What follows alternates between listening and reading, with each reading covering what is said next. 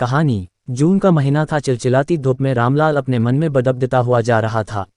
धूप इतनी तेज थी कि जमीन भी आग सी तप रही थी। रामलाल के पैर में चंपल भी नहीं थी। वो नंगे पैर लंबे लंबे पगों से आगे बढ़ता जा रहा था। उसको अपनी नहीं बल्कि अपने खेतों की बहुत ज्यादा फिक्र थी। जंगली भुंडों के झुंड खेतों में आते थे और कुछ ही मिनटों में खेत को नहस तहस कर देते थे। रामलाल के खेत में इस साल बहुत ही अच्छी तरबूजे की फसल लगी थी, जिसे देखकर उसकी जान में जान आती थी। उसके पास पैसा नहीं था, लेकिन उसने गांव के ही एक जमींदार से पैसा उधार लिया हुआ था, जिस पर जमींदार का ब्याज बहुत तेजी से बढ़ रहा था। रामलाल मन ही मन में सोच रहा था, इस बार तरबूजे बेचकर जमींदार का सारा कर्ज चुकाऊंगा और इसके बाद अपनी बीबी के लिए एक अच्छी सी साड़ी और अपने लिए एक कुर्ता खरीद लूंगा।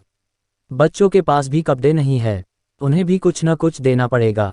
आगे सर्दी भी आने वाली है, जिसके लिए रजाई और कंबल भी लेना पड़ेगा। वह यही सब अपने मन में बड़बड़ाते हुए खेतों की तरफ जा रहा था। उसे अपने पैरों की फिक्र नहीं थी। आम आदमी तो ऐसी गर्मी में नंगे पैर नहीं चल पाता, लेकिन रामलाल अपने मन में सपने देखता हुआ अपने खेतों की ओर बढ़ता चला जा रहा था। खेत के पास पहुंचते ही रामलाल गदगद हो गया। खेत में बहुत अच्छी तरबूजे की फसल थी। वह हर समय खेत में ही आते जाते रहता था, क्योंकि अगर धोखे से भी भून गया तो उसका पूरा का पूरा खेत कुछ ही समय में खत्म हो जाएगा और उसके सपने मिट्टी में मिल जाएंगे। इसलिए रामलाल दिन में और रात में पूरा समय खेत में ही गुजारता था।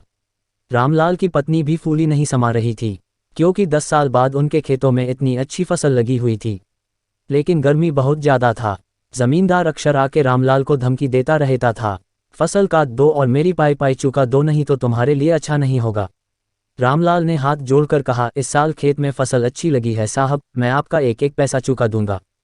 तरबूजे की फसल लगभग तैयार थी। जितनी खुशी आज रामलाल को हो रही थी, इनका अंदाजा लगाना आज मुश्किल था।